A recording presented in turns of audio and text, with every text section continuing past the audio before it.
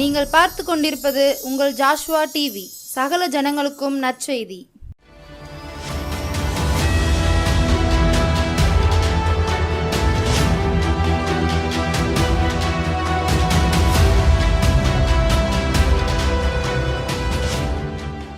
கர்த்தருடைய நாமம் மகிமைப்படுவதாக. அந்த எழுப்புதல் நேரத்துக்காக இந்த டிவி சேனல் மூலியம் உங்களை சந்திக்க மிக்க மகிழ்ச்சி அடையும். கர்த்தருடைய நாமத்துக்கு மகிமை உண்டாவதாக.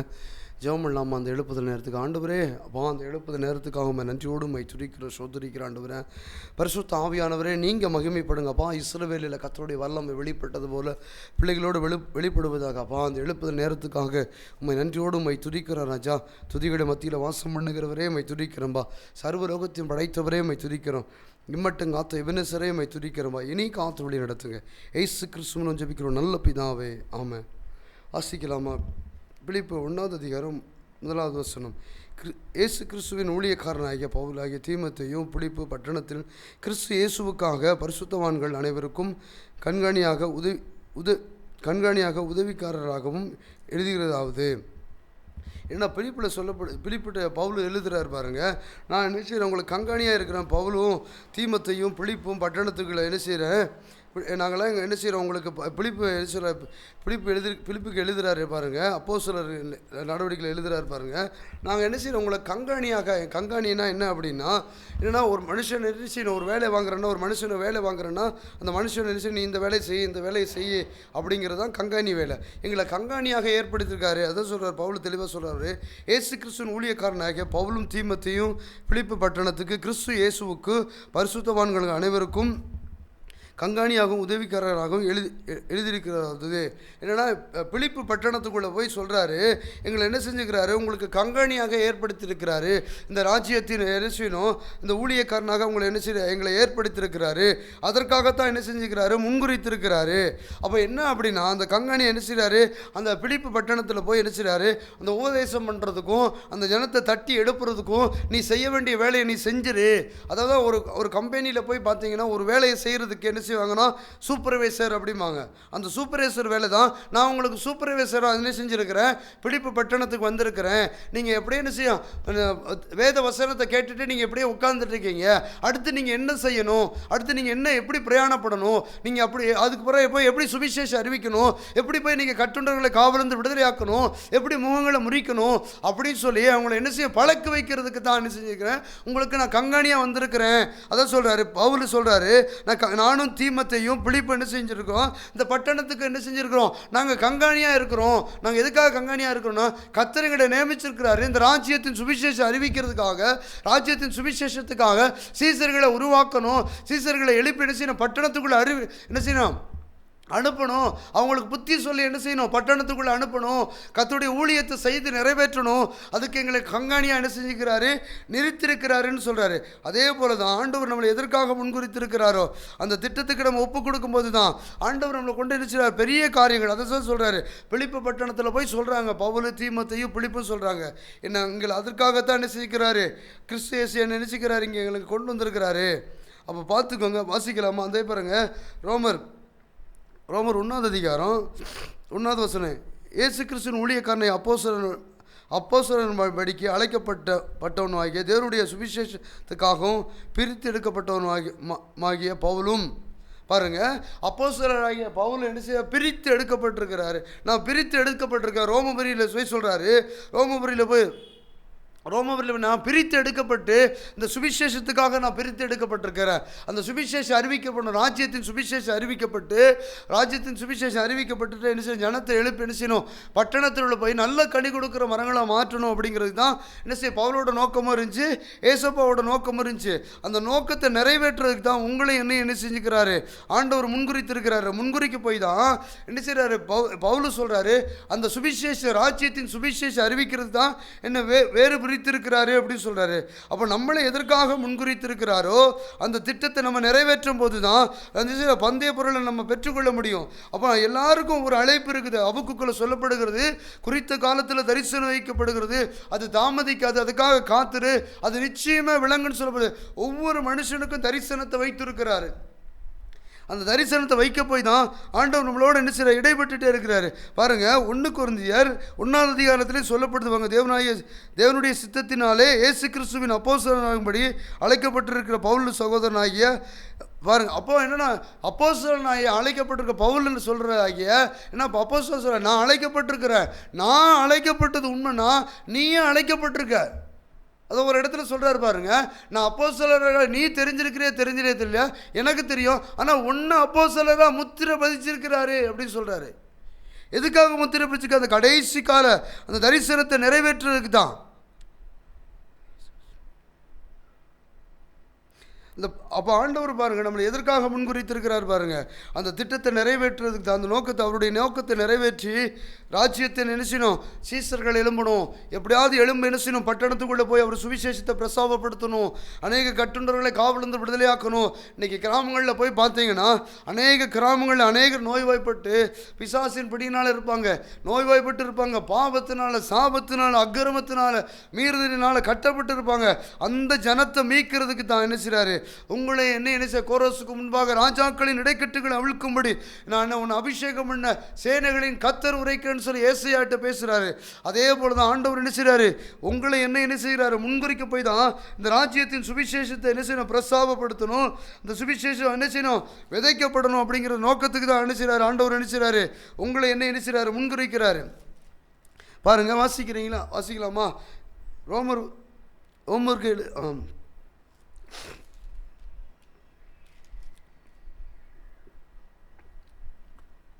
ரோமர் 16ஆம் அதிகாரம் 18வது வசனம். அப்படிப்பட்டவர்களாக தம்முடைய கர்த்தராகிய இயேசு கிறிஸ்துவின் ஊழியம் செய்யாமல் தங்கள் வயிற்றுப்போக்குக்கு ஊழியம் செய்த போது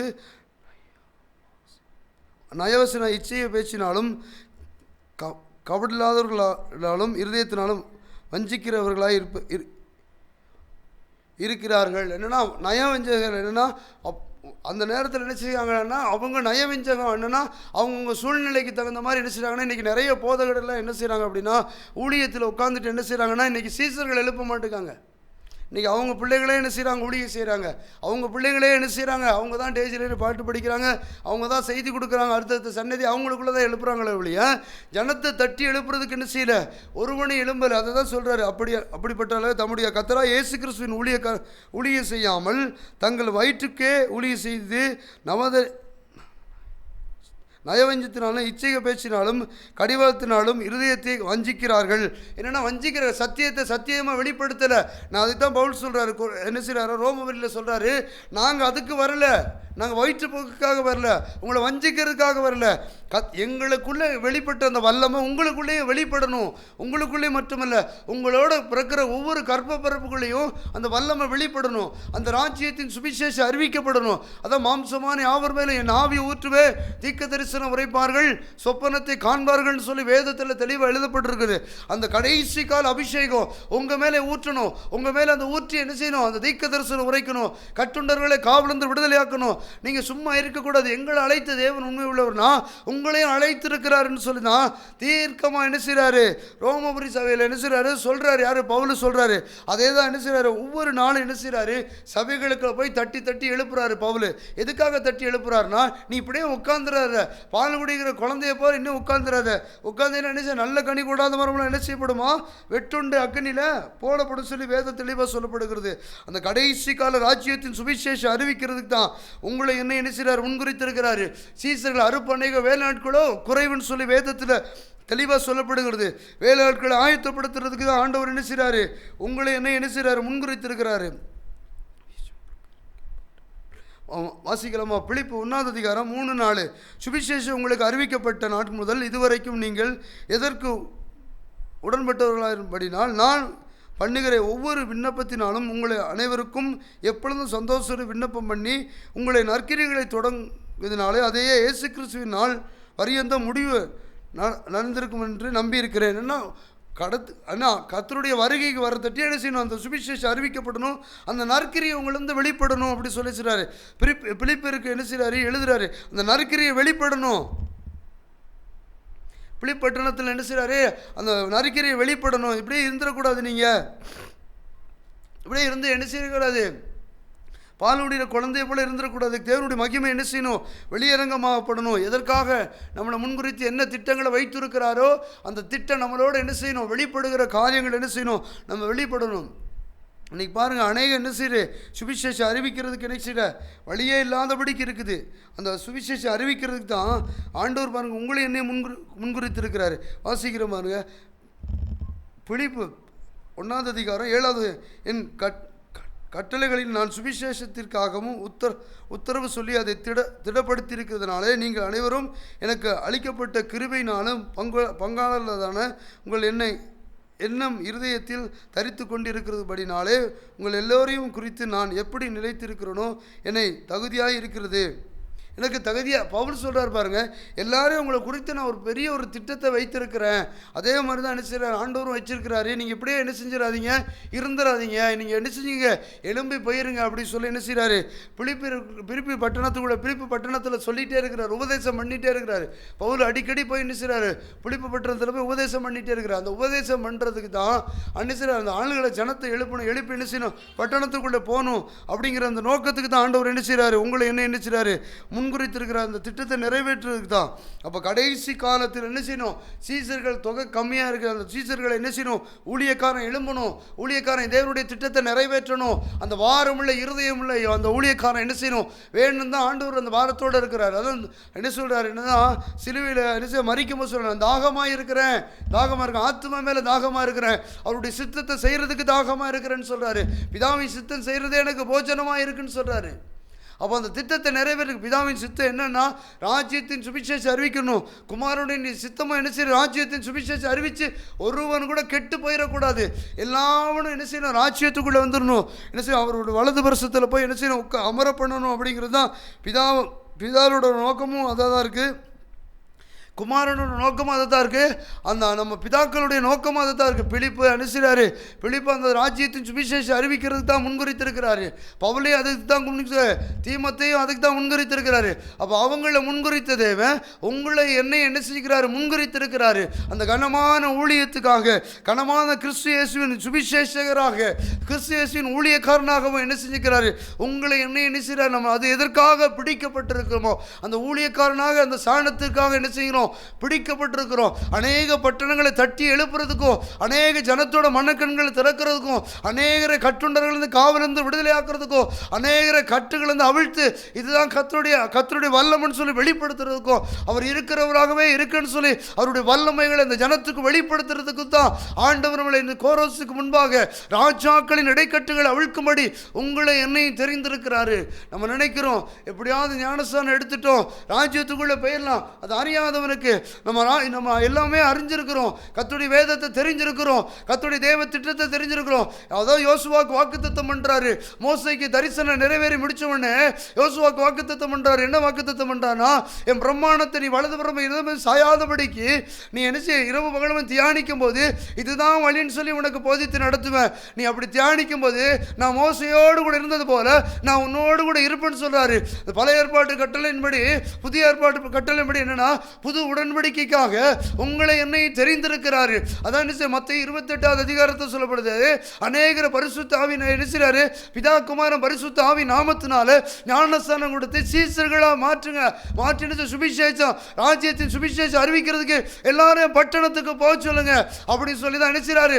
சீசர்கள் அப்போஸ்தலர் 12 பேருக்கும் கட்டளையிட்டு நினைச்சாரு அனுப்புறாரு. அதான் சொல்ல, நான் கட்டளையிடவில்லையா, நீ அப்படி செய்யும் போது உலகத்தில் முடிவு பரியந்தமோ சகல நாட்களும் நான் உன்னோடு கூட இருப்பேன்னு சொல்லி என்ன செய்ய வாக்கு பண்றாரு. அந்த வாக்கு தத்துவத்தை நிறைவேற்றுறதுக்கு ஒரு மனுஷனும் இல்லையான்னு சொல்லி இன்னைக்கு என்ன செய்றாரு?